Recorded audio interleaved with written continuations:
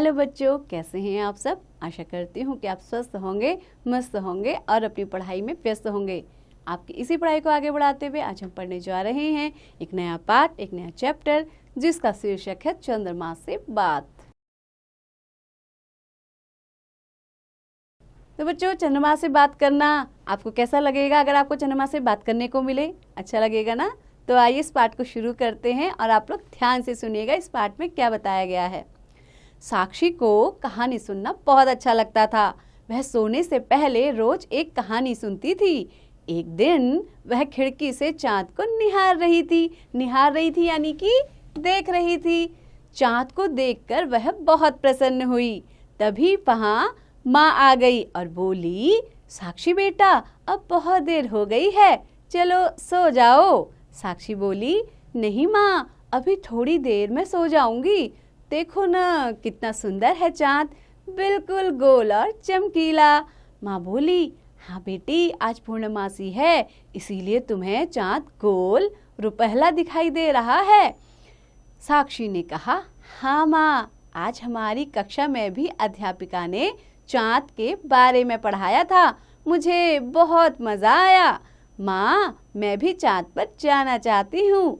माँ बोली, हाँ हाँ बेटी, यदि तुम मन लगाकर पढ़ाई करोगी तो अवश्य ही अपने इरादे में सफल हो जाओगी। सच माँ? साक्षी ने उत्साह से पूछा। उत्साह यानी कि मन में एनर्जी भर के, उत्साह भर के पूछा। हाँ हाँ, क्यों नहीं। माँ ने उसके सिर पर प्यार से हाथ फेरते हुए कहा। साक्षी खुशी खुशी माँ की गोद में सिर रखकर लेट गई।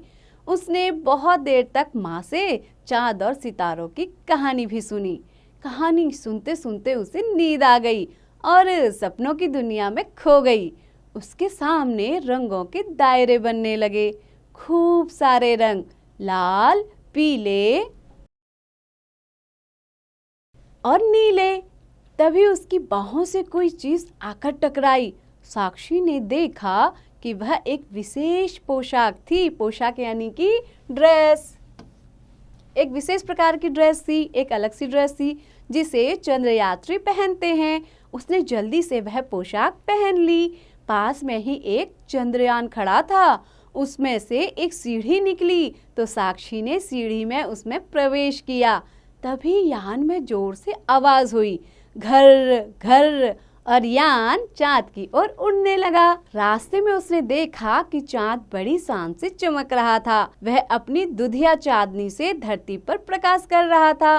तो बच्चों, दुधिया चांदनी यानी कि दूध जैसी सफेद। साक्षी को चंद्रमा के ठंडे ठंडे प्रकाश में नीले रंग की धरती बहुत खूबसूरत दिखाई दे रही थी। कुछ ही देर में चंद्रयान चंद्रमा पर पहुंच गया। यान के रुकते ही सीढ़ी बाहर निकली। साक्षी सीढ़ी से उतरकर चंद्रमा की सतह पर पहुंच गई। जैसे ही साक्षी ने चंद्रमा की धरती पर कदम रखा तो वह हैरान रह गई। उसने देखा कि वहां तो बिल्कुल अंधेरा है। तभी उसे याद आया कि उसकी विज्ञान अध्यापिका ने बताया था कि चंद्रमा का अपना प्रकाश नहीं है, वह तो सूर्य के प्रकाश से ही चमचमाता है। फिर वह थोड़ा आगे चली तो वहां उसे खूब सारे गड्ढे दिखाई दिए।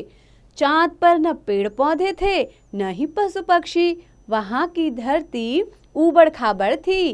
वीरान चांद को देखकर साक्षी आश्चर्यचकित थी।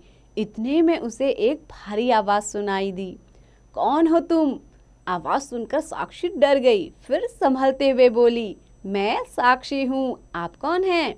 मैं चंद्रमा हूँ, मुझे देखकर सभी प्रसन्न होते हैं।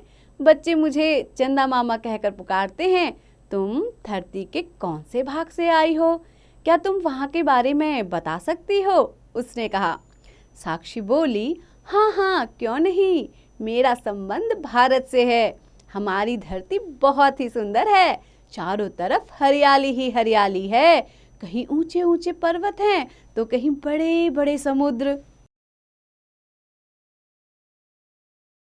चंद्रमा बड़े गौर से साक्षी की बातें सुन रहा था। तो क्या आप मुझे अपने बारे में कुछ बताएंगे? साक्षी ने पूछा। चंद्रमा बोला, मैं एक उपग्रह हूँ और पृथ्वी के चक्कर लगाता हूँ। मेरी दूरी पृथ्वी से लगभग 4 लाख किलोमीटर है। जानती हो, सबसे पहले मेरी धरती पर किसने कदम रखा था? साक्षी ने कहा, नहीं। चंद्रमा ने बताया, सबसे पहले मेरी धरती पर 21 जुलाई 1969 को अमेरिका के नील आर्मस्ट्रॉन्ग, एडविन ऑल्ड्रिन और कार्लिस ने कदम रखा था। यहाँ से जब उन्होंने पृथ्वी को देखा तो वे खुशी से उछल पड़े। साक्षी बोली, चंदा मामा, यहाँ आकर हर चीज हल्की क्यों हो जाती है? चंद्रमा ने कहा, क्योंकि यहाँ गुरुत्वाकर्षण शक्ति बहुत कम है। बच्चों, गुरुत्वाकर्षण शक्ति यानी कि पृथ्वी की एक शक्ति होती है जिससे पृथ्वी सभी वस्तुओं को अपनी ओर खींचती है। उसको कहते हैं उसका गुरुत्वाकर्षण बल या गुरुत्वाकर्षण शक्ति, जिसके कारण यदि हम किसी को एक हाथ से उठाना चाहें तो आसानी से उठा सकते हैं। साक्षी को चंद्रमा की बातें सुनकर बहुत अच्छा लगा, परंतु अब उसे घर की याद आने लगी। वह यान के पास आई और उसमें बैठ गई। एक जोर से गड़गड़ाहट हुई और साक्षी को झटका लगा। घबराहट में उसकी आंख खुल गई। वह बिस्तर से उठी। अरे, मैं तो सपना देख रही थी। अब तक माँ भी उसके पास आ गई। साक्षी ने अपना सपना माँ को बताया।